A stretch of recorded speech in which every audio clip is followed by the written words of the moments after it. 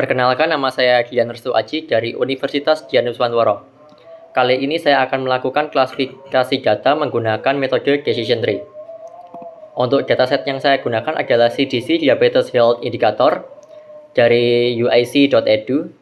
Di sini datasetnya mempunyai karakteristik tabular dan multivariate. Subjek areanya adalah kesehatan dan medis. Associate text-nya adalah classification. Fitur type-nya ada categorical dan integer.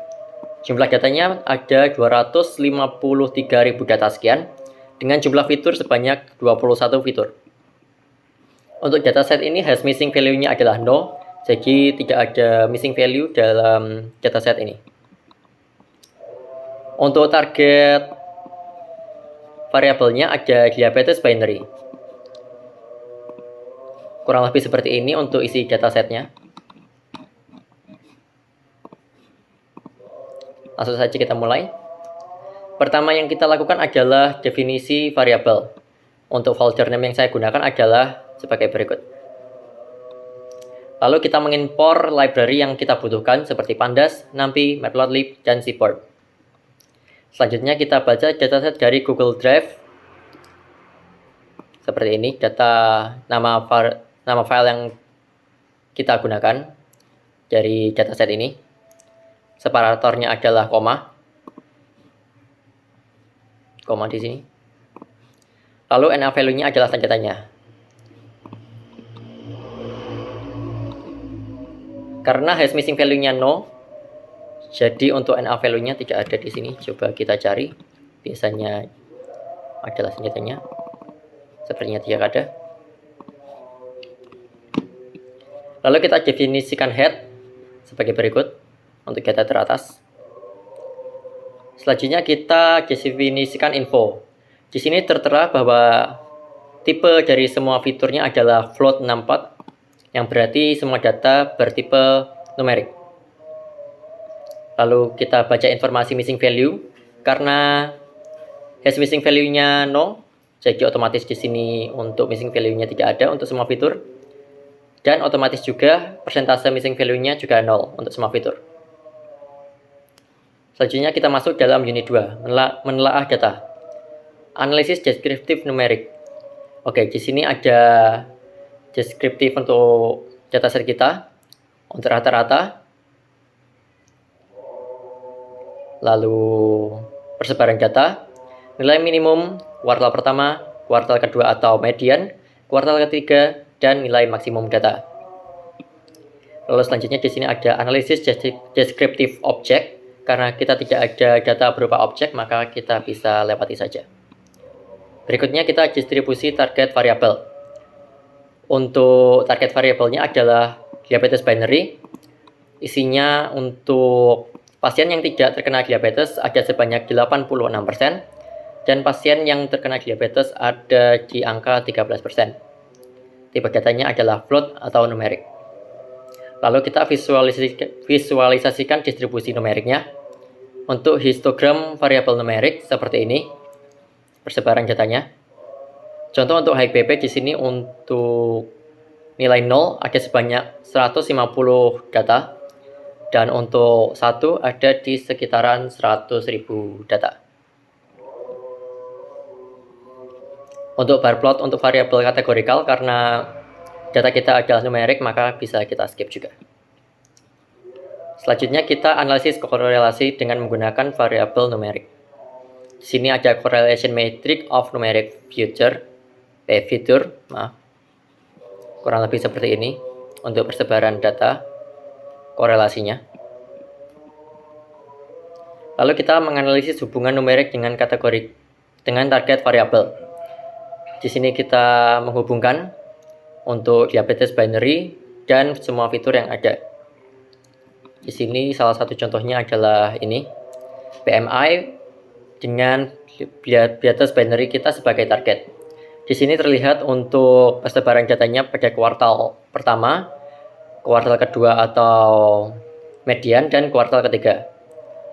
Lalu di sini ada batas atas atau nilai maksimum yang tidak masuk ke dalam outlier, dan juga data minimum yang tidak termasuk dalam outlier. dan outliernya adalah yang bulat-bulat ini. Dan seperti ini kurang lebih datanya. Ini outlier, nilai maksimum yang tidak tergabung dalam outlier, dan ini adalah variabel kuartalnya.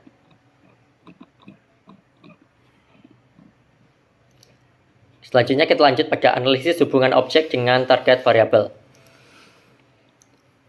Kita definisikan outlier. Untuk fitur-fitur yang ada kurang lebih seperti ini persebaran outliernya dan datanya. Untuk box plot numeric fitur. Salah satu contohnya adalah di sini PMI.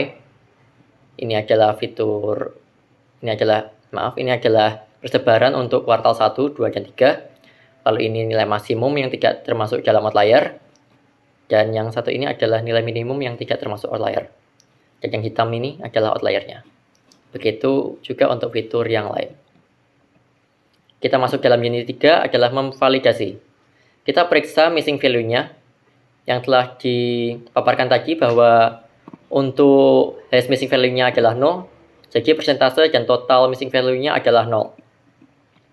Lalu untuk visualisasi data missing value-nya otomatis juga tidak ada, bisa kita lewati. Selanjutnya kita periksa duplikat.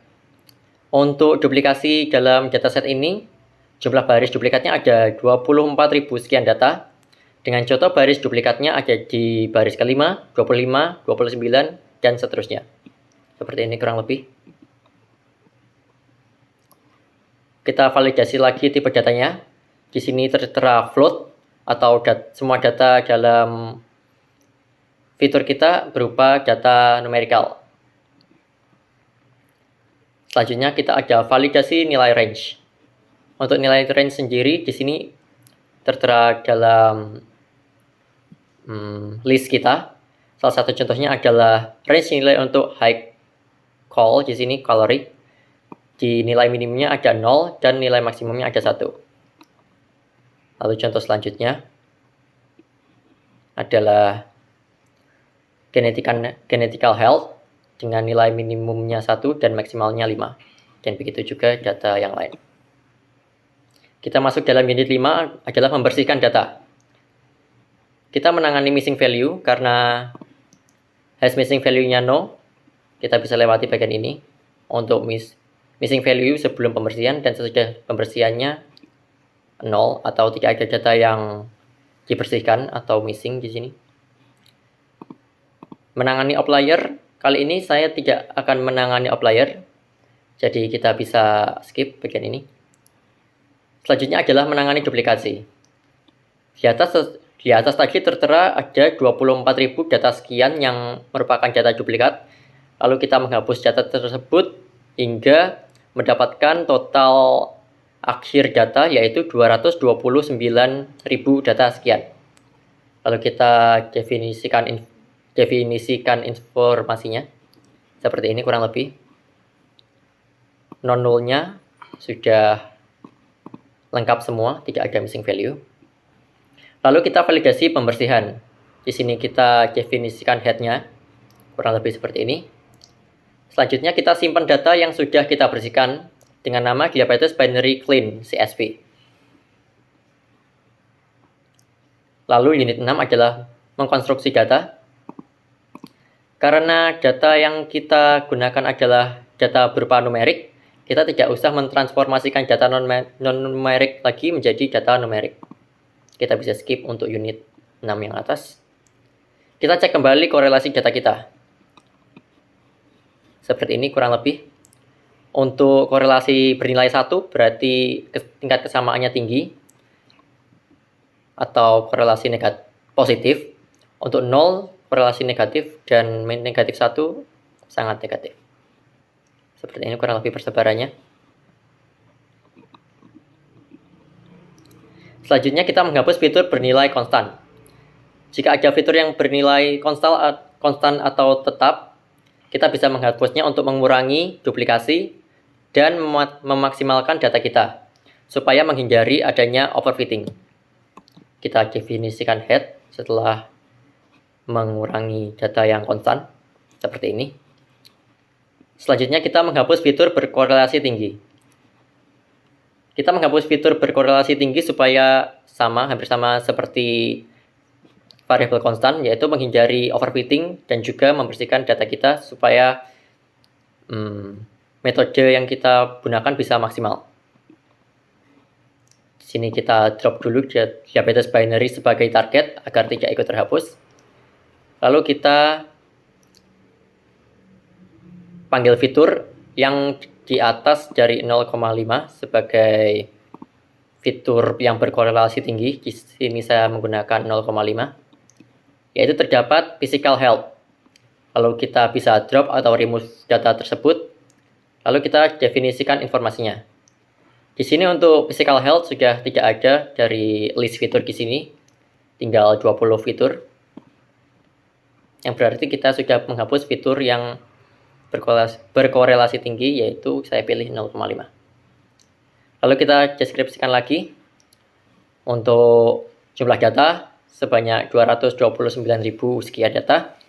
Lalu untuk mean atau rata-rata, persebaran data minimal, lalu ada di data 25% kuartal pertama, median 50%, dan kuartal ketiga 75%, dan data maksimumnya. Oke, kita cek kembali korelasi untuk physical health. Tadi ada di sekitar sini, sudah kita hapus untuk menghindari overfitting dengan data berkorelasi tinggi. Kurang lebih seperti ini hasilnya. Selanjutnya kita masuk dalam unit 7, membangun model. Di sini kita bagi menjadi data training dan data testing. Di sini untuk training set size-nya ada di angka 206.000 sekian data, dan data testing-nya ada di 22.000 sekian data. Di sini kita menggunakan decision tree paling optimal untuk mencari max depth, mean sample split, mean sample lift, dan juga kriterionnya. Untuk base performance-nya kita menggunakan kriterionnya adalah gini. Max depth-nya adalah 5, mean sample lift-nya 1, dan mean sample split-nya adalah 2. Untuk evaluasi data berikut seperti ini. Untuk precision, recall, dan support, untuk pasien yang tidak terkena diabetes cukup tinggi. Di sini untuk precision, recall, dan F1 score-nya cukup baik. Dengan jumlah data ada di 19.000 sekian data. Serta pasien yang terkena diabetes, di sini untuk recall-nya kurang baik karena datanya minor atau minimum, ada di 3.000 data sekian, berbanding terbalik dengan data pasien yang tidak terkena diabetes.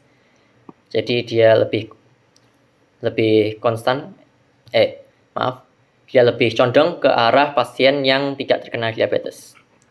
Sehingga di sini ada conversion metric di mana pasien yang tidak diabetes didiagnosa sebagai pasien tidak diabetes sebanyak 19.000 sekian jiwa. Pasien yang tidak diabetes dikonfirmasi sebagai pasien yang terkena diabetes ada 221 pasien.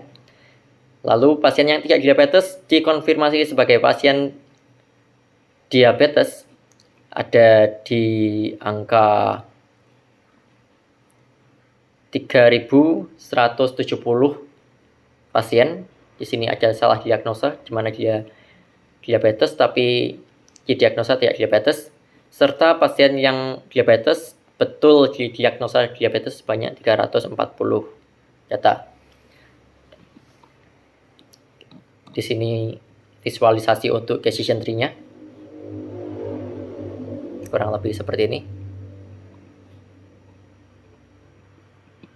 Lalu kita lanjut ke fitur importance. Oke, fitur yang paling berpengaruh dalam dataset kali ini yaitu adalah di sini tertera HighPP sebagai fitur paling penting. Lalu diikuti dengan genetic health, BMI, high calorie, dan juga usia. Serta fitur-fitur lain tidak terlalu berpengaruh untuk dataset berikut. Kita lanjut untuk cek dengan data training.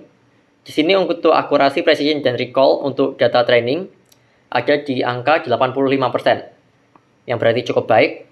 Dengan akurasi, precision, dan recall untuk data testingnya cukup konstan, sama di sini 85%, yang artinya dataset kita tidak mengalami overfitting. Cukup baik di sini. Lalu kita simpan dengan model terbaik, yaitu kita namai best prediction model.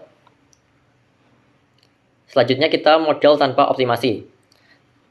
Di samping kita melakukan optimasi, kita coba cek bagaimana untuk testing dan training jika data tidak kita optimasi terlebih dahulu. Oke, dapat dilihat di sini untuk akurasi, precision, dan recall untuk data trainingnya sangat baik, hampir sempurna di sini. Untuk di angkanya tertera 99% sekian. Tapi untuk akurasi, precision, dan recall-nya pada data testing turun drastis di angka 77%, yang artinya data tanpa kita lakukan overfitting mengalami overfitting, di mana data training lebih optimal daripada data tes yang kita lakukan.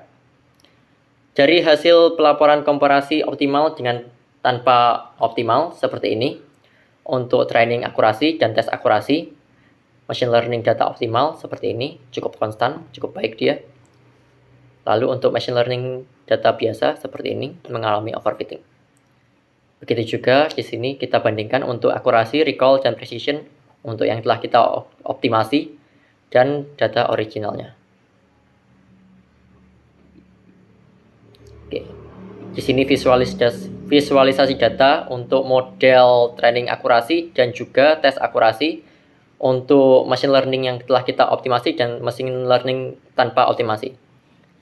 Seperti ini kurang lebih. Untuk machine learning data optimal cukup konstan di sini dinilai 8,85%. Oke. Baik, sekian untuk project kali ini. Jika ada kurang lebihnya mohon maaf. Saya Dian Restu Aji pamit undur diri. Terima kasih.